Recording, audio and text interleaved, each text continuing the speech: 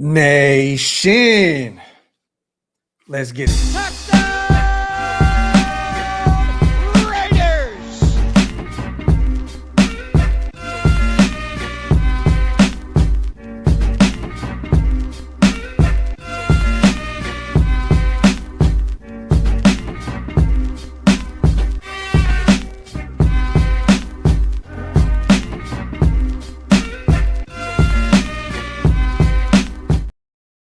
Yo, salute to everybody already here in the building, man. You guys know what time it is. We are back.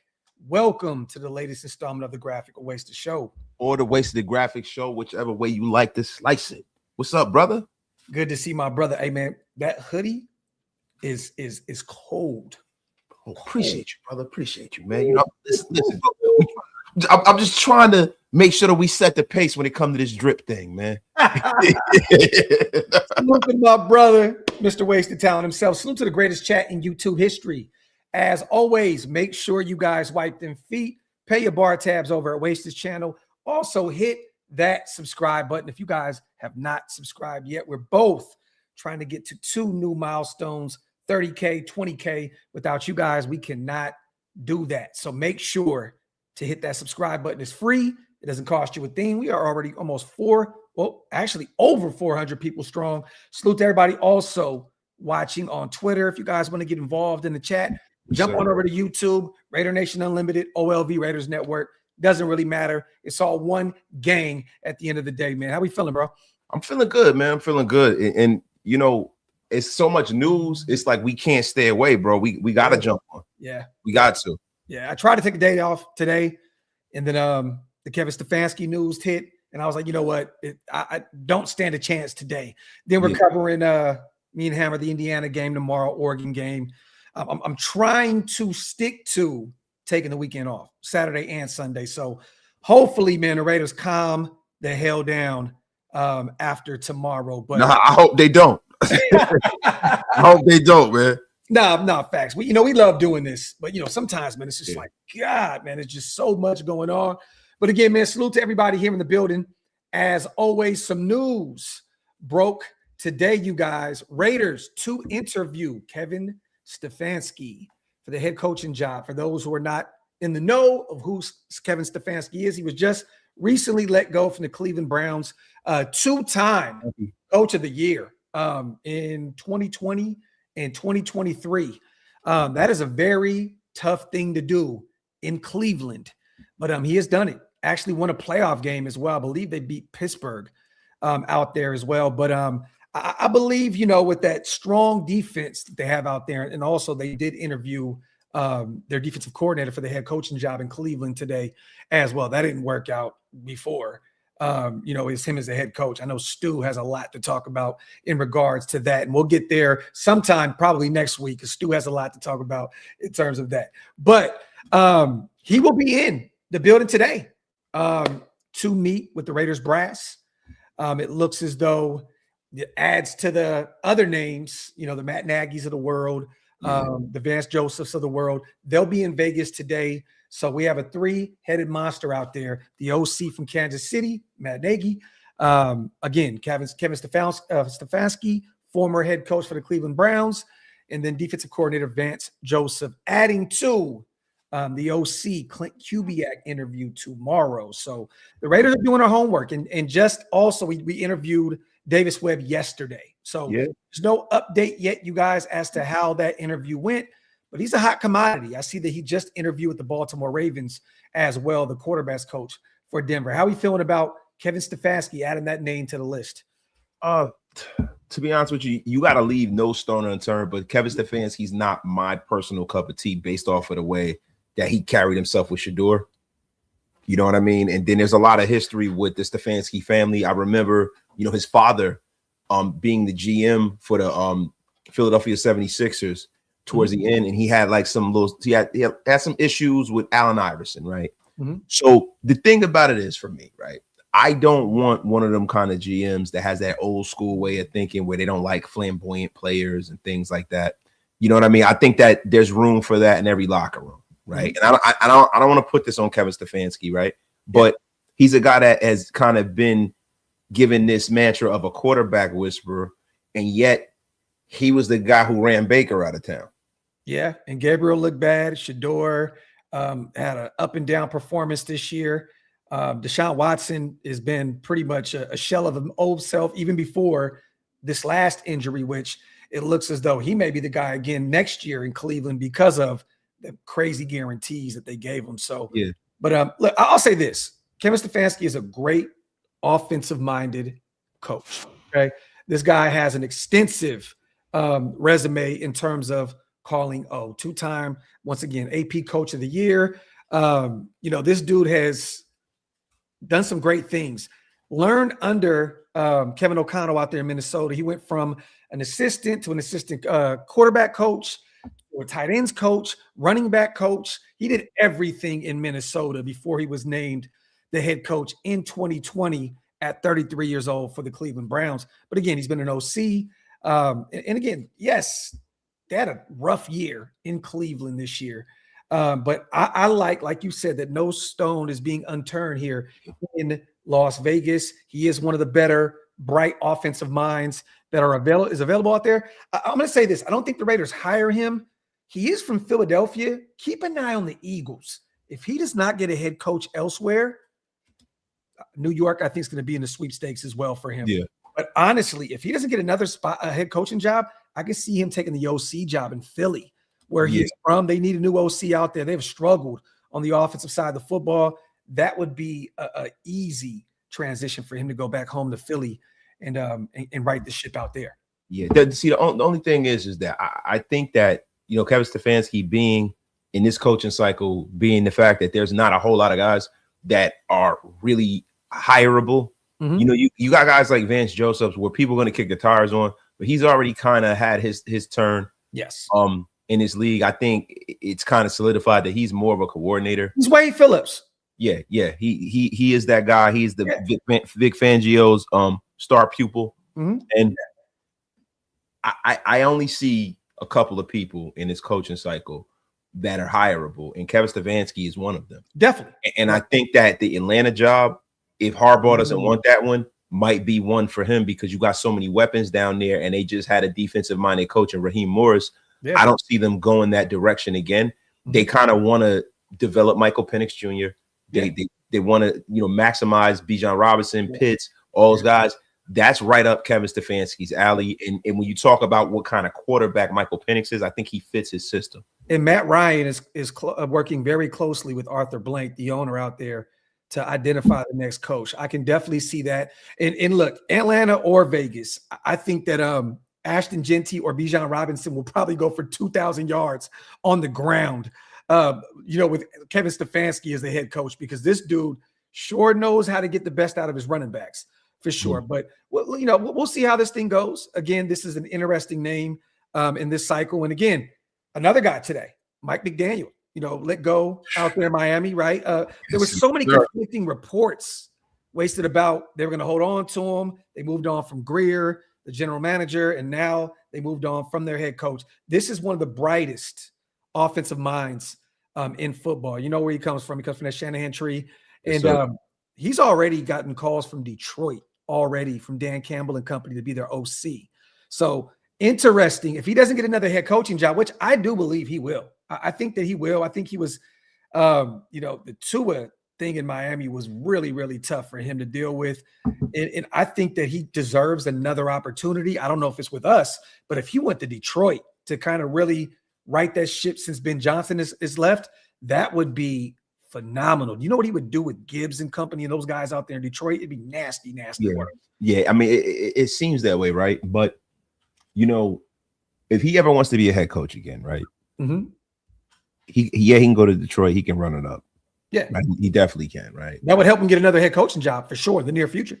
But what you got to look at is you have to look at connections, right? Now, he's been all over the league, right? He started with Denver under Mike Shanahan. Yep. With the Texans. He's a running backs coach. Well, he started in Denver as an. That's what I just said. Oh, okay.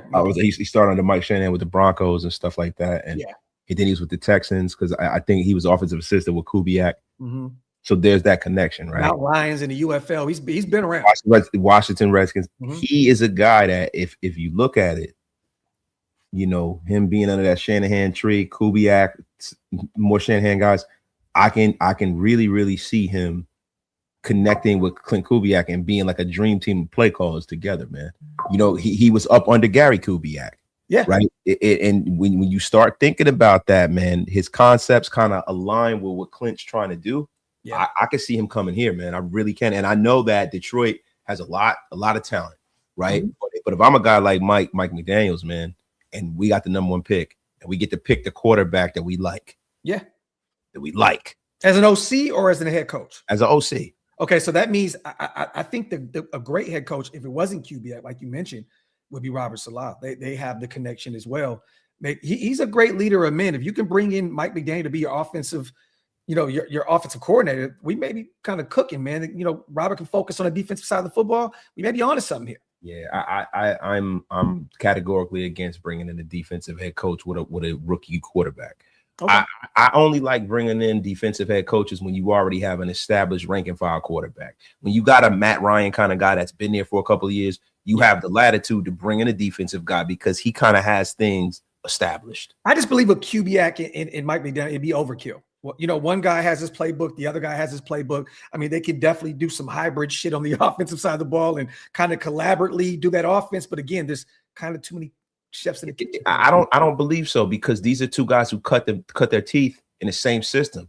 Their offenses are very similar, right? Mm-hmm. And these are two guys who have crossed paths. Like, you know, if you look at where Mike McDaniel started, he started with the Denver Broncos, went with Clint Kubiak's father in Houston. Yeah, no, right?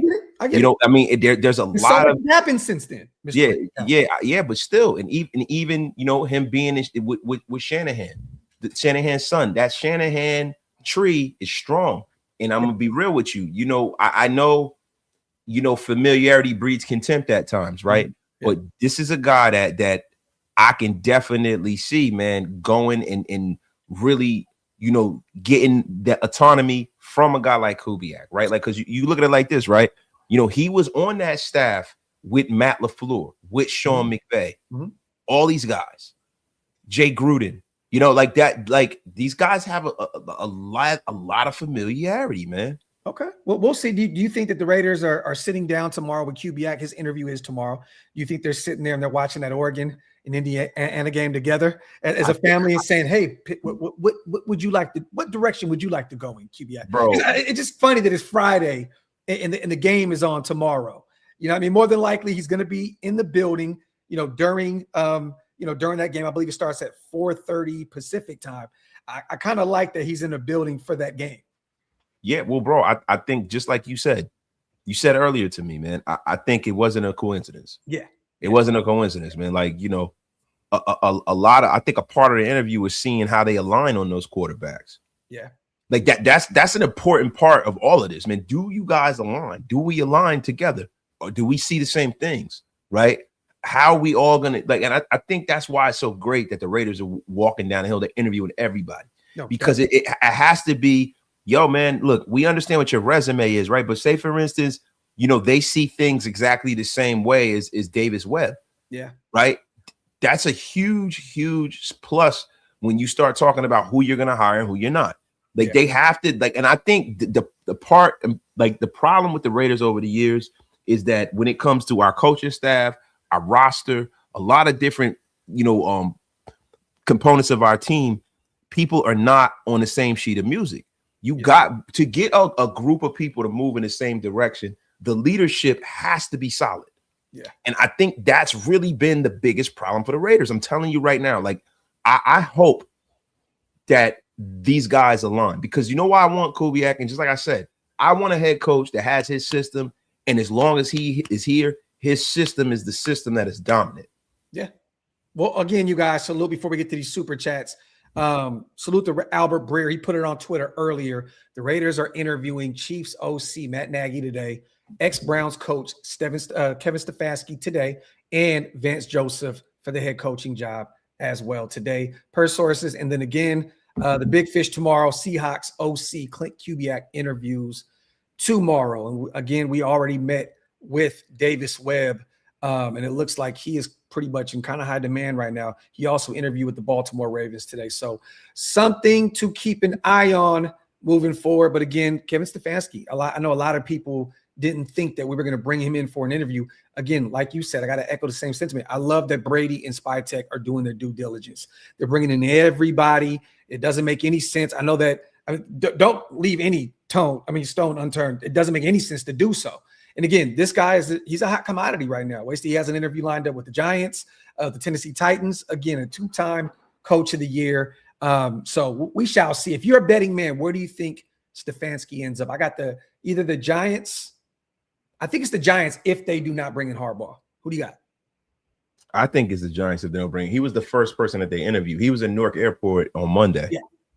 He was in Newark Airport on Monday. So he wasn't interviewing for the Jets, right? Unless look, like Miami, man, it's crazy, man, because Miami, they did the McDaniels dirty, bro. I really believe that Harbaugh being available changed things around the league and made people start firing their coaches. Yeah. Like I really believe that. Like I believe Miami was on some stuff like, they had a girl and they ex or something broke up. Yeah, and it was like, look, baby, it's all about me and Keisha. You know what I'm saying? I'm sorry everything went this way, but why do you think Harbaugh's in no rush right now? Waste because Buffalo, if they don't win the game, if they don't get to the big game, if they don't get to the Super Bowl this year, Sean McDermott could be on a hot seat, and then Matt LaFleur as well in Green Bay. These guys can be one and done, and there may be 2 openings with a ton of talent on both rosters, and he might have his pick of the litter. So.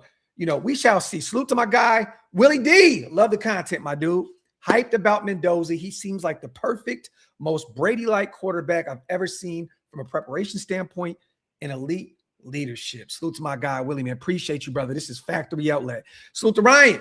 Hey, Happy New Year. Who do you honestly feel will be the head coach? When do you feel the announcement will be? Thank you. I think it's going to take some time. Again, we're still doing our due diligence. We're still in the process of bringing people in, seeing what it is, seeing what it isn't, and then, still monitoring around the league some of these other potential guys that may be freed up here soon. Again, I wouldn't be shocked if they brought Joe Brady in for an interview at some point. I wouldn't be shocked if they brought Chris Shula and Mike LaFleur, the OC with the Rams in. They have Carolina this weekend in round 1 on the road. So I don't think there's really any rush here. I do believe, though, in my heart of hearts, that they like Clint Kubiak a lot. And I think that he will be one of their number 1 targets, and he's coming in tomorrow. Who do you think will be their number 1 guy? I think it's Kubiak, bro. I don't think that Harbaugh, is the guy that really lines up with what they're trying to do. Not at all. Harbaugh's going to want too much control. Yeah. This ain't the place. We just left that, right? You want a young, innovative guy. I'm not even talking about Harbaugh as a possibility. Honestly, I don't even think that makes any sense. But the rest of the league is treating Harbaugh like Big Booty Keisha. Yeah. They treat him like Big Booty Keisha. Hey, man, 18 years, a championship under his belt. The most. I think road playoff wins in NFL history. The guy has done a lot, bro. I'm telling you, they like, Big Booty Keisha broke up with a man, bro. I got to be liable for it. You know what I'm saying? I got to take my shot.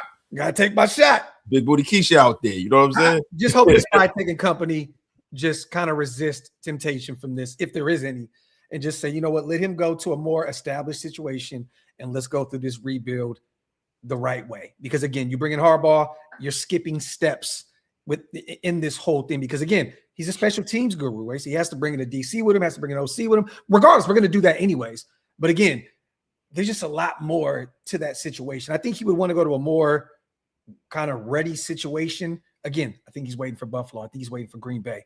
There may be some other teams potentially that they're keeping an eye on. So again, I don't think Harbaugh is going to be in any rush to take any interviews right now, and any rush to get hired immediately, because again, he's coming off of 18 years. He has, and he's been in one spot his whole career. So there's no rush. Salute to Manny Main. Shieldmore can stay at the crib when you come to Phoenix. I live 15 minutes from the stadium. Pure. No rental car or hotel needed. Mendoza, Kubiak, Morris. Salute to my guy, Manny Man. He's always showing love, bro. My dog already said if me and the wife go to Napa, bro, he was going to show us some love. Manny Man is a real one. Appreciate you, my brother. Salute to you. And definitely Arizona's a game that I'm keeping an eye on in terms of the schedule because I would love to go back out there. I lived in the area for a year and a half. I know Wasted would love to go out there and hit Phoenix, Glendale, and I can show you around. I would definitely Tempe and Scottsdale was a must. You got to go out there and check that out. It was beautiful, man. Salute to Dark City. Stefanski is a fraud. Won only one playoff game in 6 years. Never won the AFC North title and has never developed a quarterback. Baker was traded, so he failed. I wouldn't say he's a fraud, and I definitely wouldn't say he failed. To win 2, coaches of the year in Cleveland is damn near a miracle. It's damn near impossible. So again, I'm not here to say that he did everything the right way because he didn't develop any quarterbacks out there. But how many quarterbacks did he have this year? He had Flacco, Pickett. But there's a personality thing with this guy, bro. Agreed. It's a personality thing, like that, dog. There are a lot of bright guys in the NFL. Yeah. But leaders are born, they're not made, dude. Like, leaders are rare. And the problem is you confuse a guy that is good at one part of the football with a guy that has got to officiate over every side of the ball, and they got to officiate over the personalities. They have to make everyone move in the same direction. Yeah. I don't see that with Kevin Stefanski. Even the way he handled it, listen, it's nothing to do with Shedeur, but the way he handled that, the answers he gave, the reasoning behind it is not sound logic to me. Yeah. It's just not. It was clear that him and the GM weren't on the same page, and it was clear that they both weren't on the same page as the owner as well. He didn't want Shedeur to be his guy, and he showed that many times. And again, is Shedeur the right guy? I don't know. But Andrew Berry had to go in there and put the hammer down and be like, "Yo, what the fuck are we doing here? Yeah, go play this kid." But I think Kevin Stefanski kind of knew what the owner was doing there. He's selling jerseys, he's selling tickets. At the end of the day, I don't think that he truly believed in Shedeur the way that some of us do. But again, it is what it is. It cost him his job. He's out there looking for a new gig, and the Raiders are bringing him in. We shall see where that thing goes as Kevin Stefanski is in the building today for an interview. Wasted, what's up with these beat writers talking about damn Rivers should get an interview? That motherfucker shouldn't write on sports-only restaurant menus. Salute to Ira. That's facts, bro. Listen, Phillip Rivers is very thick frame right now. He should continue to coach high school football. Nobody should be thinking about bringing Phillip Rivers, a guy who never coached, and even at the college level, just because you play the game does not mean you're a good coordinator. Get the F up out of here. We don't want to be the place where he has to figure it out and fuck up our team. Get him the F up out of here. Let him go through the ranks. Let him, high school, potentially college, and work his way up the way Carson Palmer's doing right now. You know what I mean? So, but again, I don't know why people are even putting his name in this cycle. It makes no sense at all. The guy returned for a few games. He's going right back to go coach high school and be around all of his kids. It's a no for me, dog. Salute to C. Gabe. Go. If we bring in McDaniels for an interview, make sure to lay out some ice for him. He loves to hit the slopes. Wow. That good old duffer, C. Gabe. Go. That good old duffer. Y'all tripping, yo. Hey, could you imagine? You go from, AP, you got the cigars. You go from Pete Carroll. You got the chewing drinks and gum, and then you go to the weed and coke. We might as well finish the trifecta here. I mean, it might as well. I mean, listen, bro. Yo, that would be the natural progression in Vegas. The booger sugar. The booger sugar, man. Not the boogerist of sugarist. Listen, bro, that boy would be over there being that motherfucker like Tony Montana. Bro, table lined up, ready to go. Salute the rough cuts. My guy, I can't unsee Wasted as Ray Gibson from the movie Life. He just is that passionate energy and grumpiness. I guess that makes Graphk. Damn, I got to be jingling? Damn, yo, he called him jingling. That's crazy, bro. Oh, that's a cold piece of work, rough cuts. Wait, hold on. The pappy. Graphk, that's terrible, dog. Salute to that jingling, though. That's some cold. Yeah, that's disrespect, yo. Not jingling, yo. Salute to Dwayne, man. Love the show, guys. We finally have hope again. Raider Nation, got my daughter listening. Say hi to Cadence. Hi, Cadence. Yes. Hello, Cadence. How was Cadence? Beautiful to see family in the building, raising her a Raider, man. Salute to my guy, Dwayne. Appreciate you, man. And salute once again to Cadence. Salute to Jay Insight. Webb for head coach to help Mendoza, and Salah for D coordinator. What do y'all think? I'm not against it. Again, this is the old school Al Davis move. Wasted. I think we both talked about it on our solo shows, bringing the young guy. How old was Madden when he brought him in? 31, 31, somewhere around there? I mean, this is the old school move. And again, 2 Cal guys, both went to Cal, both 6'5", both 225. I mean, I'm not against it. This would be one of those moves that can come back to bite you in the ass, or it could be one of the most. It could be either Lane Kiffin, or it'd be Lane Kiffin, or it could be Sean McVay.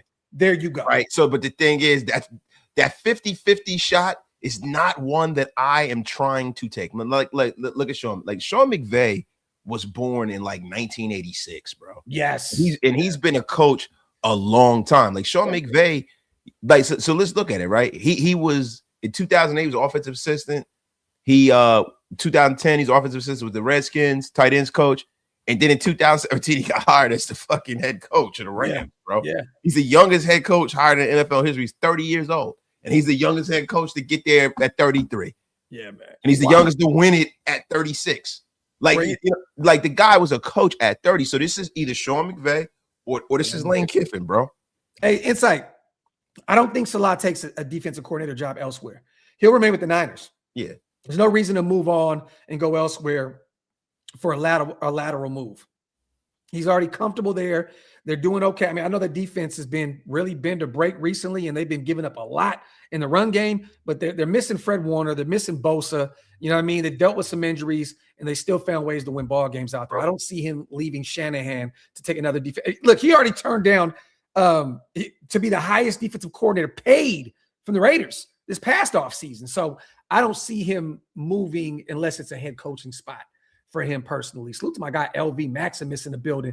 Big bro, always good to see one of the Mod Fathers here in the building. Gifting 5 OLV Raiders Network memberships. My brother, love you, LV. I hope to see you soon. Salute to all the new members here in the building. If you guys missed out on those 5, hit the links on both sides. It definitely helps us keep the lights on over here at Shieldmore. LV, my brother, salute to you. Salute to Silverback, my guy, on the $10 special.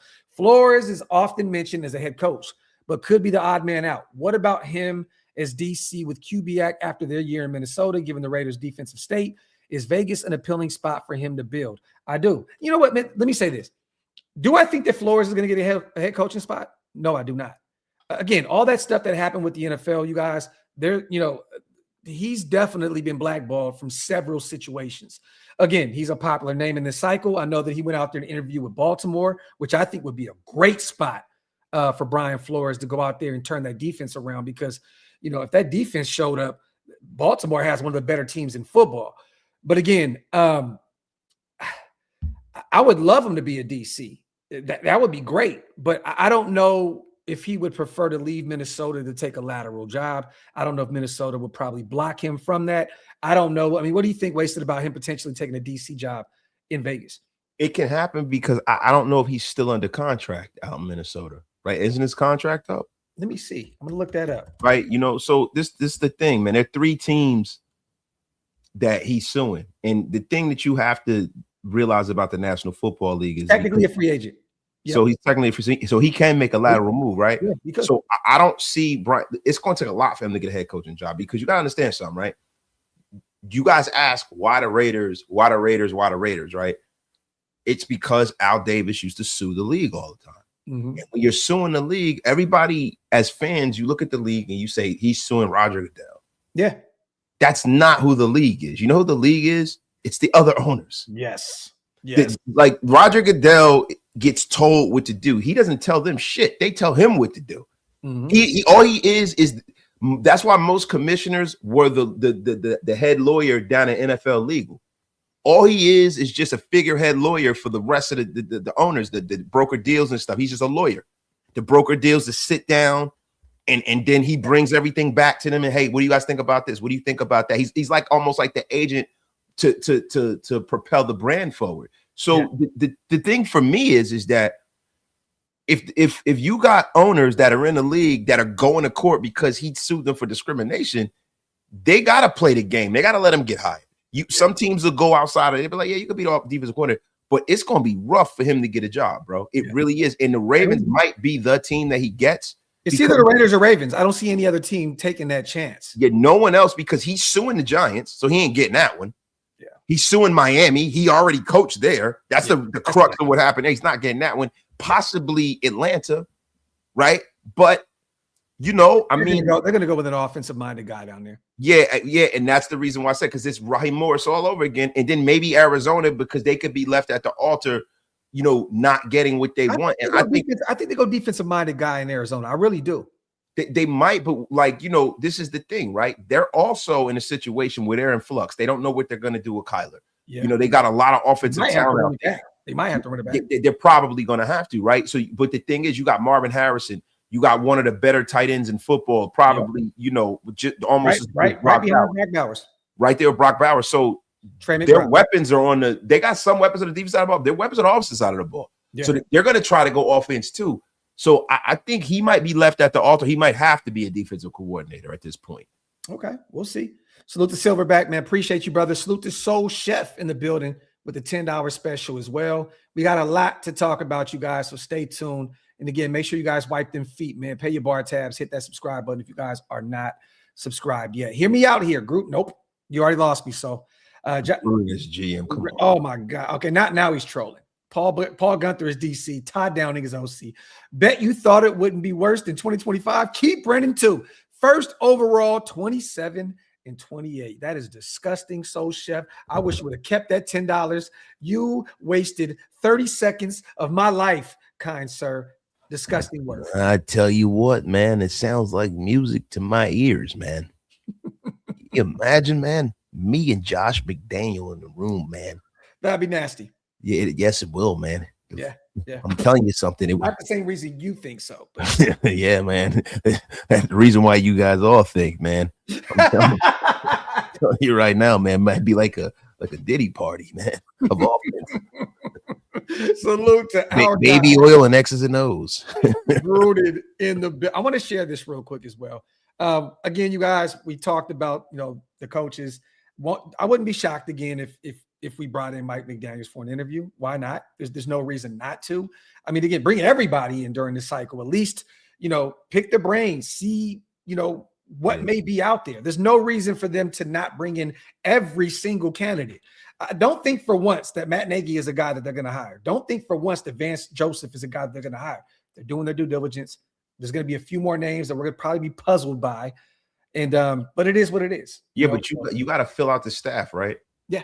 So you got to fill out the staff. You got to bring some of these guys in, right? You got to see who has certain relationships. You got to see who's open to coming in under another kind of another kind of a position other than head coach. You want to develop certain relationships, and you have to do this, right? Because I believe the last hiring cycle last year, they didn't do this. Mm-hmm. They had certain candidates, right? And they're I think they kind of shot themselves in the foot because there were people that they should have brought in that they didn't even try to. Yeah. Right? There's some people that they say that Liam Cohen and guys like that, that didn't really want to be brought into the Raiders. But I really believe that the Raiders had their candidates and they thought they were going to get one of their top three. And when they didn't, they have to kind of scramble and get Pete. Yeah. Yeah. Salute to our superstar pass rusher, Maxx Crosby, you guys. He wasted no time going out to get that knee surgery. Put this on Instagram, put it on Twitter as well. I want to read what it said. I don't know why Daily Mail has so much over here, but it says cleanup time, successful surgery, expecting 200% recovery. Year 8 will be the greatest year yet, he captioned the picture. So my guy, man, went out there, did what he needed to do, quick, fast, and in a hurry, undergoes surgery on his knee. Now, there's something interesting. I brought this up, Wasted, for a reason, because over on Twitter, salute to Pro Football Doc on Twitter, David J. Chow. Really good follow on Twitter, updates a lot of like the injuries around the NFL and stuff like that. It's kind of interesting with some words that he had. Did Maxx Crosby have more than just a cleanup on his left knee? His post-surgery knee brace indicates that he had more than a meniscus trim. But the good news is he has a full off season to recover. So there might be a little bit more to this situation than just a cleanup on his left knee, according to David J. Chow, the Pro Football Doc on Twitter. Again, it does kind of seem kind of weird that he has a brace on after the surgery, it looks a little bit more than a cleanup. But Maxx went out there, got it done quick, fast, and in a hurry, and it looks as though he'll be ready to go come training camp. And I think that this is going to be a pretty quick healing process here in the offseason, but some pretty interesting choice words from the Pro Football Doc. What do you think about this, man? I think that people are trying to be investigative reporters on some bullshit. Excuse my language, right? And I know this is a family show. Family show, man. It's a family show, and it's just going right down the gutter. But what I will say to you is yo, man, like whatever it is or whatever it isn't, the guy's knees have taken a beating. Yeah. Right. Like he gets cut blocked or stuff like that. Like, so it could be scar tissue. It could just be swelling. It could be anything. But whatever it is, I don't care as long as he's healthy next year. Yeah. Again, I think some of these investigative reporters do too much, especially with the Raiders. They're looking for clicks.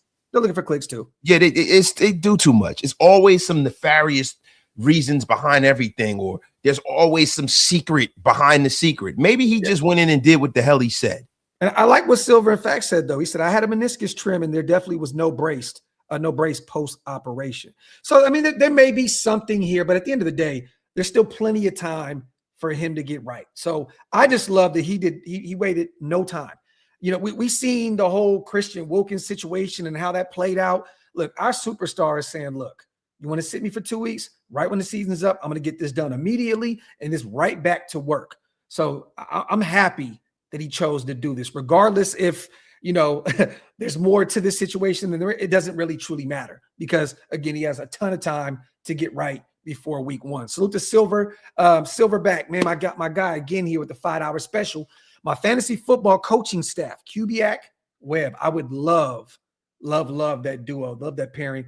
Flores at DC and Gruden, QB coach. That would never happen. Assistant to head coach. And throw big booty Keisha in there for me. In the words of the great Mr. Wasted Talent, I hear you, my brother. I hear you. Again, I don't think that would come into fruition here. But again, the Gruden things, for sure, that's not going to happen. And did you see Darren Waller come out and say that he still wants to coach? Everybody's coming out saying that Gruden still wants to coach. Hey, he's like, hey, man, hey, Waller, man, next time you get in front of a microphone, man, just drop a little dime in everybody's ear. Let them know I'm available, man, if you can. Salute to our guy Ridgeback as well.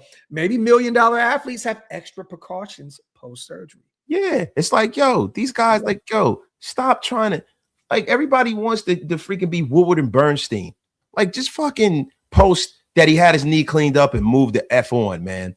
Excuse me, kids, for cursing too. It's a family show. I'm sorry. Again, salute to our superstar pass rusher, Maxx Crosby, going and getting it done quick, fast, and in a hurry.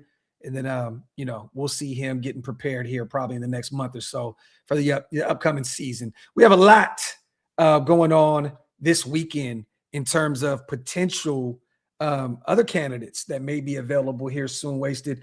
Chicago, Green Bay. We talked about this yesterday. There's another name out there, Matt LaFleur, right? We talked about Mike LaFleur, the OC out there under McVay with the Rams. But Matt LaFleur, man, who's done some really good things out there in Green Bay. He's been around football forever. I mean, forever. Since 2003, he started as an offensive assistant out there in Saginaw Valley State. Stu is very familiar with that area out there. Central Michigan, Northern Michigan, Ashland, then found his way into the NFL in 2008 with the Houston Texans, Redskins. Again, this is pretty much the same career trajectory that we went over with a few of these other guys here. Where is Matt LaFleur if he is available? If they go out there and lose to Chicago on the road and Green Bay decides to say, you know what, he's not the guy that's going to get us over the hump here. Where does he lie in the list of head coaches for you? Because he's my number one. He'd be my number one too. He'd rank over Kubiak, but bro, that's not going to happen. No. Why would it? Like, yo, first of all, the Packers and their ownership, the fans own the team. The Packers don't throw money around like that. They don't just arbitrarily fire people like that. Look how long they allowed for Mike. Oh my God, I'm getting old. Michael Parsons. No, Mike. What are you talking about? Mike Holmgren? Mike Holmgren? No, not Mike Holmgren. The Mike McCarthy. I don't even know what the hell we're talking about right now. Mike McCarthy, right? They allowed Mike McCarthy to be head coach with Aaron Rodgers there. They only won one Super Bowl, Aaron Rodgers. They allow him to lose year after year after year in the playoffs, right? And now all of a sudden they're gonna run this kid out of here. They don't just fire coaches like that in Green Bay. They don't, right? It has to be like really bad, right? He's been there since 2016. I'm sorry, 2019. So he's been there 2019. 2019 with a rookie quarterback a couple of those years. So I don't see it that way. He's the guy that, they moved on from Aaron Rodgers with and stuff like that. So I think they're still building. They got a pretty good defense. Micah got hurt at the end of the year. They got all these guys under contract. It seems like Jordan Love is their guy. They got to get the wide receiver room fixed, and they got to, get some, they got Josh Jacobs out there. I don't think he's going to get fired. Like, they're not going to start all over again. I think they're going to go out there. Not have one touchdown this year is insane to me. Yeah, it is. But at the end of the day, they have to go out there and continue to address, that offense. The O-line, definitely. And that's one of the more talented teams in the league. I think they're building something pretty nice out there. The Green Bay Packers just don't fire people for no reason. I don't think they're going to fire him, man. Well, we'll see. Again, there is a ton of articles out there and a ton of reports coming that Green Bay could decide to move on from him if this game in Chicago against Ben Johnson and company does not turn out the way they wanted to. So again, they have dealt with some things. Micah Parsons injured. I know Josh has been beat up this year as well at the running back position. But again, that would be a very, very intriguing candidate immediately. Now, there would probably be other, spots that he would prefer to go to. They have other people in place already. But again, that would be my number one candidate if he becomes available. What do you think about Joe Brady and Sean McDermott up there? They're on the road against Jacksonville. Liam Cohen has done some phenomenal things in year one. They are firing on all cylinders here, even with Travis, out for the season. They found a way, even with Brian Thomas struggling, they go get Jacoby, and they're just rolling right now.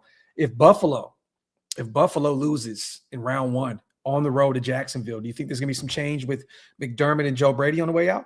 Yeah, there's got to be something's going to happen, whether it's a coordinator or somebody's going to have. I think before they get rid of McDermott, they would probably release whatever side of the ball that's illing the Bills. That would probably be the coordinator that gets released or changed. But let me tell you something, man. The Bills are not losing in Jacksonville. I think the Bills. I think Jacksonville's going to beat the shit out of them. You do? I don't think so. I think so. Their defense is fragile. They don't have a number one wide receiver. James Cook is going to have to run the ball down Jacksonville's throat. Pause if necessary. Josh Allen's going to have to use his legs a ton. Bro, I've watched a ton of Buffalo this season. And I've been, Paul's our guy and Keon is his guy. And man, to me, bro, they're like one of the more overrated teams in football. Like they are, especially on the defensive side of the ball. And they're very overrated as well. So very overrated. For me in the playoffs, when you get a player like a Josh Allen, they tend to kind of be the elixir for all the things that ill you on the offensive side of the ball. Yeah, I got Josh Allen going down there and pulling it out. What's like game. Big pause. You've been wilding, man. Bro, if he's pulling it out, how's it a pause on me? That's his business, bro. Well, you're not the one that's supposed to mention him pulling it out. Let him do that. Yeah. Golly, bro. What we talking about here, bro? You know what's funny? And I said this originally that I think the Rams and Bills would be the two teams that would get to the Super Bowl. But the more I just look at that Buffalo football team, man, I think they are one and done, bro. I think they're one and done. I truly do. So, but we'll see what this thing looks like after the weekend. And then we got the Monday night game again. It's Pittsburgh and who are they playing? It's Pittsburgh and Pittsburgh's at home. They won their division. Who's Pittsburgh playing? Is it the Chargers? Wait, it has to be, right? It has to be. It's not the Chargers. Chargers have the Central. The Chargers is not Denver. The Texans. Is it the Texans? It's Pittsburgh and Texas. Yeah. It's gonna be an interesting. That's the Monday night football game, I believe. And then and the Chargers, man, this might be, with them. I'm watching Jesse Minter very closely as well. Another guy that his name has been mentioned a ton in this cycle. They have the Patriots, and again, the Patriots really haven't played anybody this year. I wouldn't be shocked if the Chargers went out there and beat New England in New England. Honestly, I would not be shocked at all. No, I wouldn't either. New England is a very overrated team, bro. Very, very overrated. The Chargers got the kind of guys that can close the door on them. Facts. Salute to everybody here in the building. As always, you guys, wipe them feet, pay your bar tabs, hit that subscribe button if you guys are not subscribed yet. This is not going to be a long live, you guys. We just wanted to go over a few things in terms of the coaching staff. Again, for those who were just showing up late, it was introduced to us this morning that the Raiders will interview Kevin Stefanski today, on top of the whole Matt Nagy and Vance Joseph interviews as well. And then Clint Kubiak tomorrow. Expect a few other interviews here soon. I want to ask you this. Tampa went and kind of cleaned house. They fired OC Josh Grizzard, a guy that Spytech worked with closely out there in Tampa Bay. Do you think at some point, not as a head coach, because Tampa Bay's offense definitely was Baker took a step back this year and they struggled. They did have some injuries at the wide receiver position and at the running back position with Bucky Irvin. But do you think that we would maybe take a look potentially to bring him in as an OC, depending on who the head coach is, of course? No, I mean, because if there's no connection to the head coach, I think John Spytek is of the estimation to let his head coach to bring his guys in. I don't think they're going to do these ready-made, staffs anymore, because that doesn't work. They've learned their lesson. They've got burnt by that with the Chip Kelly thing. Nobody, who has more of a resume than Chip Kelly, right? So I'm not going to bring in and force some guy who doesn't even have the resume on my new head coach. I'm going to let my new head coach cook. Okay. Yo, Jag says, Graphk, my son is now asking what pull it out means. See, wasted out here, wilding out. Family show, man. Killing the youth, nasty work. I don't know what's worse, today's rap music or wasted talent, man. It's disgusting. Dog, like you're gonna put that level of vitriol and filth on me. You're a effing bum, Graphk. I can't believe you're playing into this. Let me tell you something. If you didn't tell your son what it means to pull it out when he uses the bathroom, brother, I have to definitely question what's going on here. Filthy. Look, you're still filthy. So I'm just saying. I'm just saying. What do you, Graphk? You have two boys. I don't have any sons. Yes, I have two boys. What do you say? Hey, son, man, you go to the bathroom. I didn't need to. They just knew. Yeah, I mean, what the F are we talking about here? Yeah, bro? Nasty work. Salute to CGR with that fire content. Salute to my guy, CGR. Get a few questions in, you guys. Again, this was going to be about an hour-long show. There's a lot going on in terms of, this how this coaching staff is going to shape up here soon. Don't expect a hire. I don't think, and Wasted, call me wrong if I'm wrong here. I don't expect anyone to be named the head coach here anytime soon. I think this is going to be at least another few weeks here before we really lock someone in or before someone even commits. Kubiak has other interviews as well lined up. So I don't think that this is going to be a situation where he commits off the rip. But when do you think we will have someone commit, whether commit or sign on that dotted line? I think the week of the Super Bowl. Week of the Super Bowl? So yeah, early February? Yeah. The week or maybe like that weekend between the Super Bowl. That's normally when people get hired and stuff, and people have time to interview face to face and things of that nature. Especially when now it all depends, right? Like if the Seahawks don't make it to the bowl or they don't go deep in the playoffs, they get knocked out early. I can definitely see somebody getting hired earlier than that. Mm-hmm. But I just personally think that whomever gets hired, they're going to be in a situation where they're still going to have a team that's in the playoffs. Yeah. And again, there's going to be potentially some more big names, Mike Tomlin potentially, even though from what I'm hearing is before he would be let go, he'd probably take a step down and leave for a year or two or something like that. From what I'm hearing, Pittsburgh doesn't like to fire their head coaches.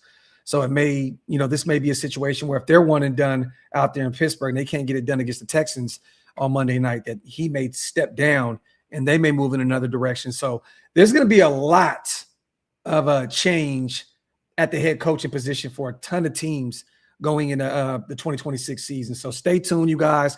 A lot going on this offseason, and we'll be here every single step of the way, especially in regards to our Las Vegas Raiders. Man, anything you want to talk about on the way out, brother? No, I mean, the one thing I want to talk about is, if there's really a real, and maybe we should save this to after the game tomorrow, but is there even a real, choice to be made of who they're going to draft first? Like, you know what I mean? Like is Mendoza a bust, right? It has to be. It has to be. Like, I'm praying that it's there's not even kind of a decision to be made. I know there's a lot of people out there saying that if Dante Moore declares that they're going to have a decision, that they're going to think about. But I honestly believe when you look at the decision makers there in that building, you know, who got Trask, Kyle Trask out there. You know, these guys had, you know, Spytek was out there. He had, you know, he was a part of the decision making out there in that draft, right? Trask is what, 6'5", 6'6", somewhere around there, right? Yeah. Tom Brady likes his smart, you know, X's and O's, tall, 6'5", 225 type quarterback. I just think that it's the easiest decision ever. I think it's the easiest decision ever, bro. Yeah, I do too. Like I said, the floor is the highest for him. Yes. Like Dante Moore is too young, man. He's only 20 years old. He could be great. I think that down the line. He could be great in the right situation. And he also could be great if he sits down and learns. Yes. He's not one of them guys that you want to put out there and put the all the weight of the Raiders franchise on his shoulders right out of college, being a 20-year-old kid. Agreed. And I think that's another reason why, if he does declare, I think that the Jets, think about this. I don't think they're going to go get a rookie quarterback and keep Aaron Glenn out there, especially in this cycle with all these offensive minds available. I said it before, and I'm going to say it again. I think the Jets are going to skip this draft in terms of bringing in a quarterback, and they're going to wait until they have those 3 firsts in next year's class, and then they'll probably move on from Aaron Glenn and bring in the best offensive-minded coach that's available in the next cycle. That's what I believe in. Yeah, I mean, it's nasty work too, because, you know, the Jets really, if they can buy into what Aaron Glenn's telling them, they can turn it around next year and just play well enough not to be in the top 5 with any of the picks that they have. And then, you know, if Arch Manning is coming out, what do I always say?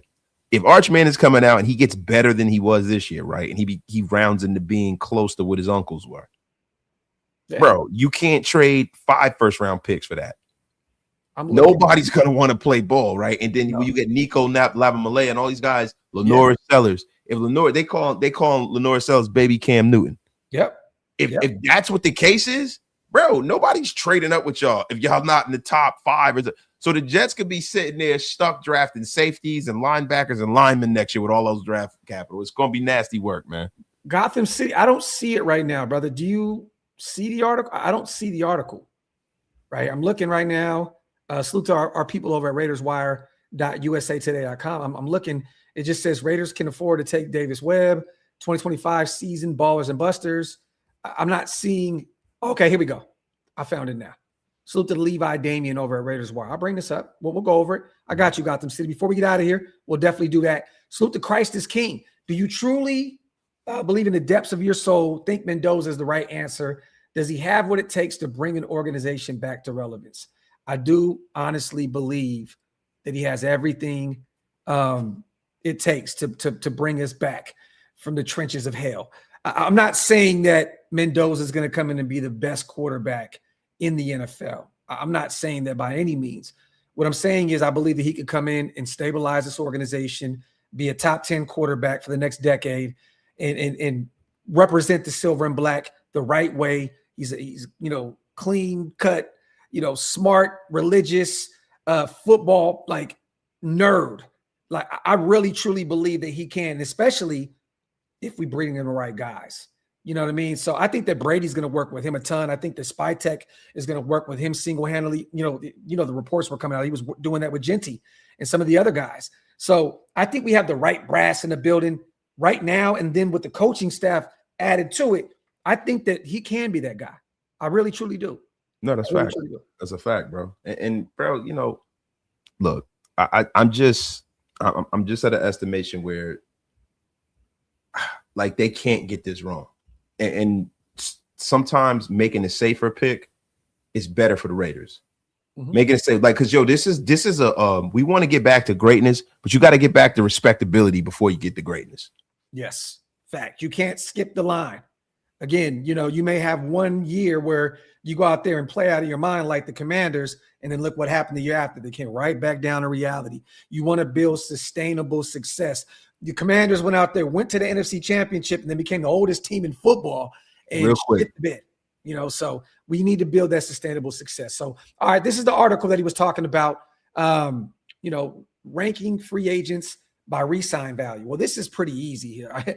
We already did a show about this not too long ago, and we can go over it. High value, I think Eric Stokes, 27.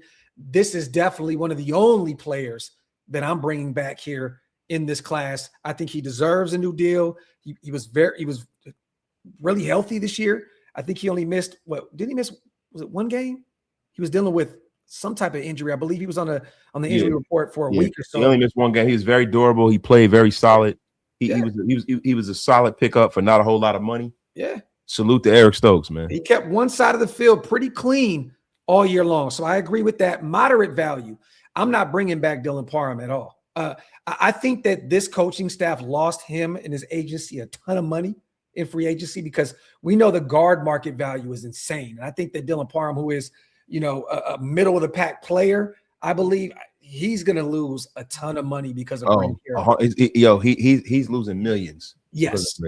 But again, if JPJ remains at guard, if they have some type of thought process as to Laki Tasi being something down the line at the guard spot, Caleb Rogers, we just drafted him. I think that the writing is on the wall. That's a previous regime. Dylan Parham is out of here. Moderate value. I don't think that there's any reason for that. Zero value. Yeah, zero value. I'm not bringing him back at all. Low priority here. Okay. Daniel Carlson. I think that former All-Pro guy, like they said, I think with him going, 3 for 3, 4 for 4 against the Chiefs on the way out, 60-yard field goal. It's a very dim free agency class. And again, I would bring in one as a UDFA in the draft to compete, but I would bring Carlson back. He's 31. It's not going to cost you a ton of money. I would bring him back. But again, I can kind of agree in terms of I would have him in the moderate priority. Get him the F up out of here.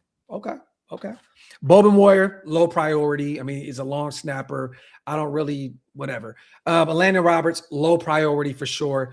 Get him out of here. I don't want him back at all. I don't want Devin White back. I know you may feel different. No. I mean, look, it depends on how you improve that room. If you don't do well in free agency, improving guys that can cover, at the very minimum, it's good to have a guy on the field that's going to run around and tackle. One of the things that the Raiders struggle with over the last few years is tackling. I don't want anything to do with Landon Roberts or Devin White. I would put them on this list of letting them walk.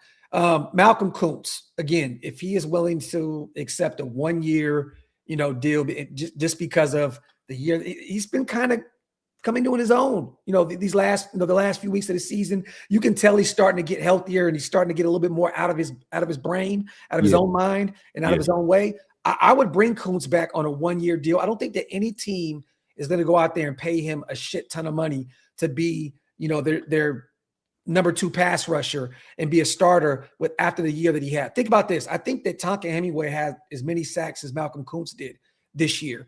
And he had limited, he only had limited. Right. He had a third of the snaps that Malcolm Kuntz had. Malcolm Kuntz can look, bro. Malcolm Kuntz, if he don't come back for like a vet minimum, he can go. Yeah, I agree, but I would put him in moderate value because again, he's a homegrown talent. Him and Max are close. But also, I think he's going to be a lot healthier, next year coming off that nasty knee injury. Stone Forsythe is the worst left tackle in football. Bye-bye. Tyler Lockett, disgusting. They should have never brought him in the first place. Mind you, he was a trooper for us, when he came in and he had a touchdown, 1 touchdown. But again, he's up there in age. The man catches the football and drops immediately.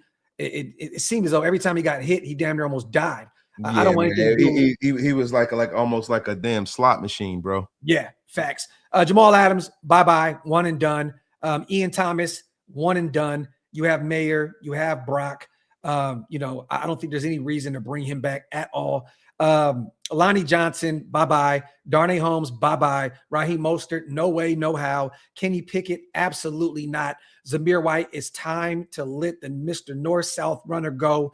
Alex Bachman, he's 30 years old. You can upgrade there, whether it's punt return, kick return, whatever. Bye-bye. Terrell Edmonds, they activated him and kept him off the field, inactive. It just makes no sense. He's gone. And then John Radigan as well. Bye-bye, the linebacker. All those guys are gone to me outside of Malcolm Kuntz potentially. So anything change on your side of things? Nope. Every single one of them. Yep. Walk the plank. That was pretty easy. Again, you guys, we have some really, really bad free agents. And henceforth the reason why we had a really, really bad team. Yeah, it's not an accident, bro. Like when you look at the frontline talent, it's very, very devoid of a lot of great players. And if you look at the back line, the back end, and the middle of the team, it's all guys that are journeyman players, like fringe players, special teamers, guys that were wasting away on a waiver wire. This team was a land of misfit toys to begin with, and the Raiders have to do all they can to make it better. And the way you make it better is bringing in younger players, man, that aren't injury prone, that are cheap, that you can develop, that still got all of their physical faculties, and you run it, man. Facts. Salute to my guy Graham Camp. Well, let me say this. I'm not acting as though Parham was a great guard and he didn't lose himself some money, regardless, but he was not this bad coming into this season. Nah, man. Brendan Carroll lost the money, bro. Like first of all, they took him and moved him to the position he played in college, but in the NFL, he played better at right guard.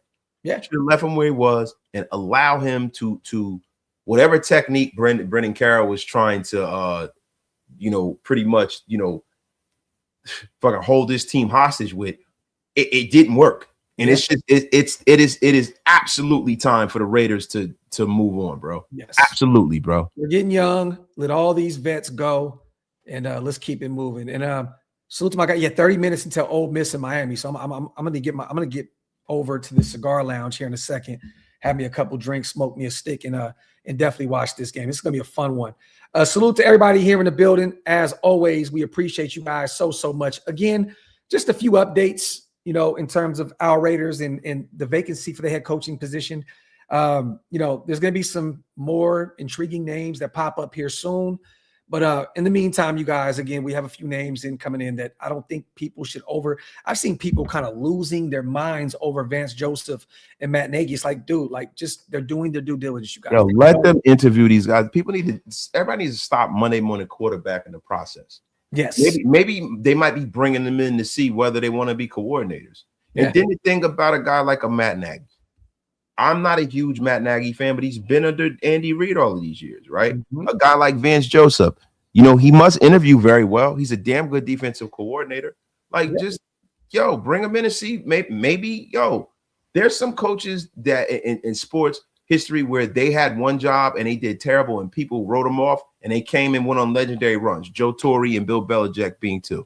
Yeah, facts. Again, man, salute to Patrick Graham as well. We talked about this yesterday. I didn't get Wace's opinion on it, but it looks as though he'll be interviewing for the DC position out there with the Commanders, with Dan Quinn and company. And the Raiders did not block that move. He's still under contract. So it looks as though the Raiders are good. Yeah, man, get him the F up out of here with that. Get him out of here. I don't hate Patrick Graham, but it's time. Yeah. It's just time. Bro, I've never seen Patrick Graham craft together a defense that was dominant. Yeah. People run around like this guy's Rex Ryan or something like that. Get him the F up out of here. Factory outlet, man. Salute to everybody here in the building. Still almost 1,600 people in the room. What you say? Get wasted with your brother Wasted. Go over there, man. Pay your bar tabs. Hit that subscribe button if you guys are not subscribed yet. Also, over here at OLV Raiders Network, make sure you get those likes up. Wipe them feet. Also, hit that subscribe button. Tomorrow, me and Hammer will be calling the Indiana-Oregon game, you guys. Chick-fil-A Bowl or whatever it is. It's the Peach Bowl. We will be calling that.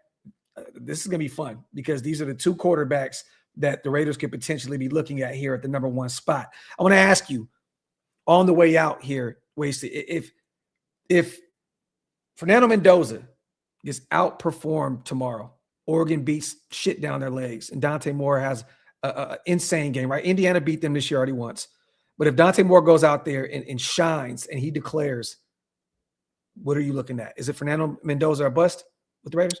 For me, I'm not just judging it off of one game. Yeah. I'm not judging it off of one game. It's not like Fernando Mendoza plays defense. There could be a lot of different reasons why they lose, right? So if they do lose, but nah, man, I'm going off of the totality of what they did in college. And the reason why I'm going Mendoza is because of the amount of snaps that Dante Moore's had. Dante Moore's only played 15 games in college, bro. Yeah. I'm not taking that and bringing that to the National Football League and putting them in front of a bunch of men who are hungry to win. Yeah. Salute to my guy 808. We would love that. Me and Wasted have definitely been Drew Allard fans for a long time. If they can get him in the later rounds, if he's still available coming off that nasty injury, I would love to double dip at the quarterback position and even put a little pressure on Mendoza there. Look, it is what it is, man. We got to get that room right. Iron sharp as iron, bro. If you can't take a little competition, then you shouldn't be here. Like, you hear stories of when Brady, when they brought Tim Tebow in and Ryan Mallett in New England, said it pissed Tom off. They said if Tebow made one good throw, Tom will go 10 for 10. Yep. That's what quarterbacks and dogs do. We need dogs. We don't need nobody that's up there crying about them bringing in somebody else. CGR, this is not going to happen. It's not going to happen. But this is my dream scenario. Okay. Again, you said dream. So I'm just going off of my favorite, names that I think would be great. So it'd be Matt LaFleur as the head coach. It'd be Brian Flores as the DC. And then it would be Davis Webb as the OC. That would be my favorite OC DC head coach combo. What you got? Kubiak, Mike, McDaniels, Flores. Okay. There you go. That would be great too. Or Vance Joseph, either one. Oh, Vance Joseph is a DC. Yeah. Lateral move, leaving Denver. Yeah, that ain't gonna happen though. But no. We said a dream, right? We dreamed. Yeah. You're right. You're right. F. A man can't dream. I mean, what the F's going on here, man? A man can't even dream nowadays. Hey, man. There you. Oh, like he says, here's a dream come true. Raheem Morris is the DC.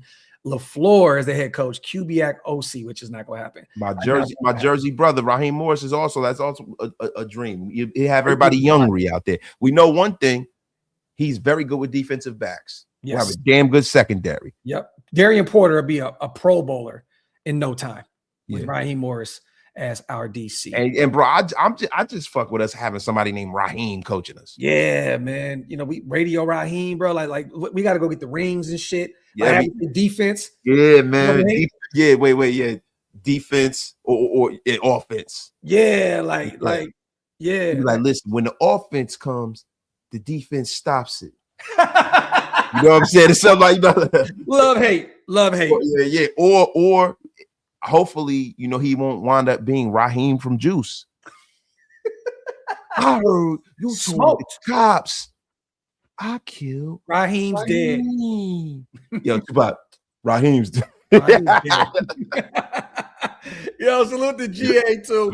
Dan Wasted pick same dream team as me, first time for everything. Salute to GA. Yeah. Listen, man, the sun shines on the dog's ass once in his life. Yo, other than that, you guys, we'll be live tomorrow. I believe Wasted probably doing a solo show as well. I know he's going to put something together in terms of some college football content. We've been talking about that a lot behind the scenes. So expect Wasted to drop some more content in terms of Indiana and Oregon, his take on that. Yeah. And again, me and Hammer will be calling the game. So hopefully you guys pull up tomorrow. Come kick it with us. It's going to be fun watching Fernando Mendoza versus Dante Moore for the second time this season, but with way more implications with this one in the playoffs. So other than that, you guys, appreciate every single one of you guys on the way out. Wipe them feet, pay your bar tabs, hit that subscribe button if you're not subscribed. Anything on the way out, brother? Nah, I just want to tell not Wasted, but Bodega, he's in the gulags. There you go. Blocked. There you go. There you go, Bodega. Still to our guy Bodega in the building. Other than that, you guys, we are outro.